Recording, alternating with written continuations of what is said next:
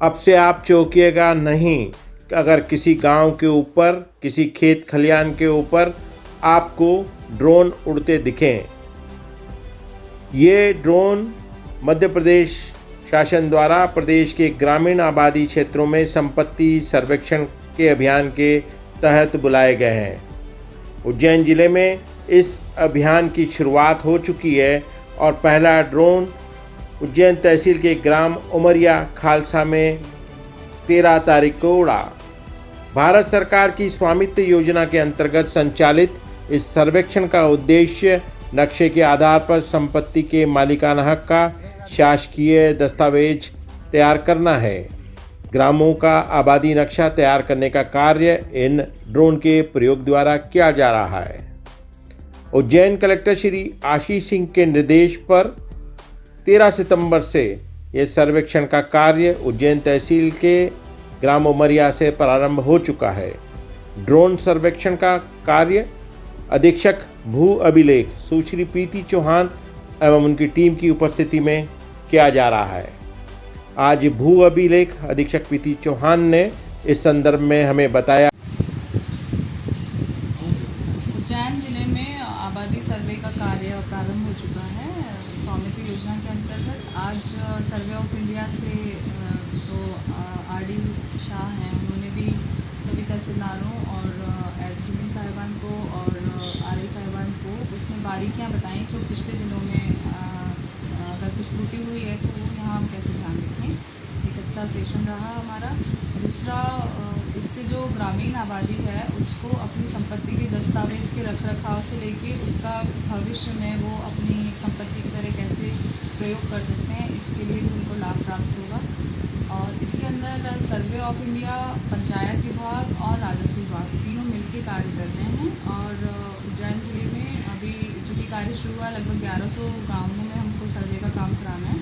तो ये आने वाले कुछ महीनों में ख़त्म हो जाएगा और हम आबादी के जो हितग्राही हैं, जो हमारी ग्रामीण जनता है, उसको इसका लाभ दे पाएंगे।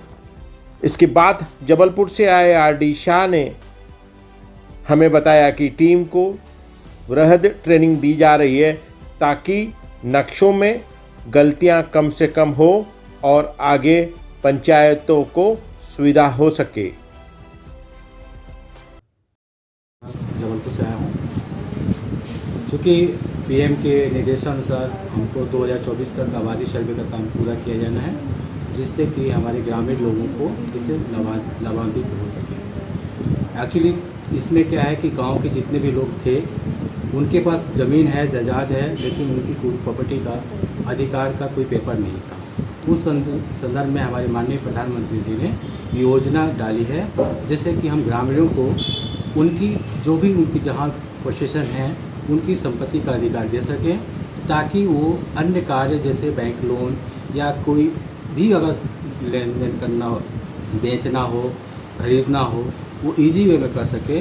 अभी ऐसी स्थिति है कि उनके मकान हैं, रह रहे हैं, लेकिन उनके पास पेपर नहीं है। इसको ख़त्म करने के लिए माननीय प्रधानमंत्री ने योजना लाई थी।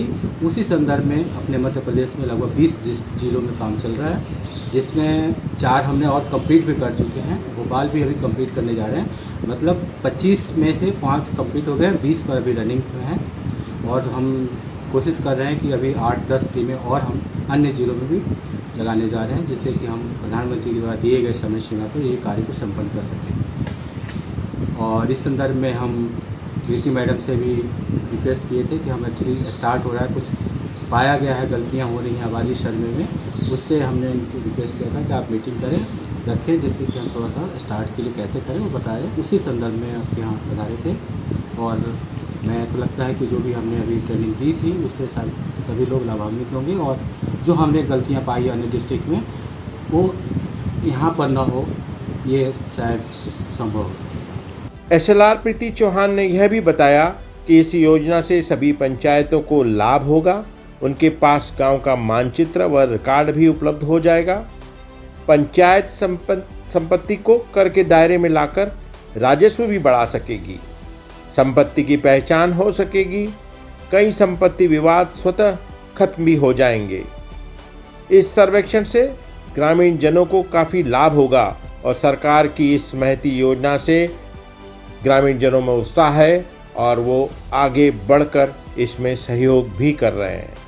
मैं कहानी वाला रिपोर्टर से लक्ष्मण पार्वती पटेल अपने कैमरामैन धर्मेंद्र जायसवाल के साथ प्रदेश की और देश की सरकार की इस महती योजना और एडवांस प्लानिंग के लिए उनको बधाई देता हूं कि वह नई टेक्नोलॉजी से गांवों की ज़मीनों की नब्ती कर रहे हैं और आने वाली पुरानी गलतियों पर निराकरण भी किया जा सकेगा।